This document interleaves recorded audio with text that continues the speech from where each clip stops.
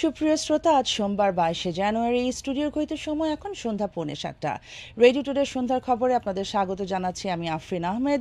শুরুতেই জানিয়ে দিচ্ছি বিশ্বসেরা কোয়ান্টাম প্রযুক্তির জিপিএইচ ইস্পাত প্রধান খবরগুলো। পুনরায় বাংলাদেশের প্রধানমন্ত্রী নির্বাচিত হওয়ায় শেখ হাসিনাকে নিকারাগুয়ার প্রেসিডেন্ট ও ভাইস প্রেসিডেন্টের অভিনন্দন।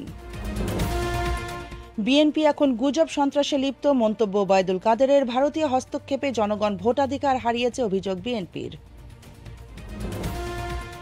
ভারতের অযোধ্যায় ভেঙে ফেলা বাবরি মসজিদের জায়গায় রাম মন্দিরের উদ্বোধন করলেন নরেন্দ্র মোদি। এবং তীব্র ঠান্ডা ও তুষারপাতে বিপর্যস্ত যুক্তরাষ্ট্র, বিভিন্ন অঙ্গরাজ্যে প্রায় 90 জনের মৃত্যু।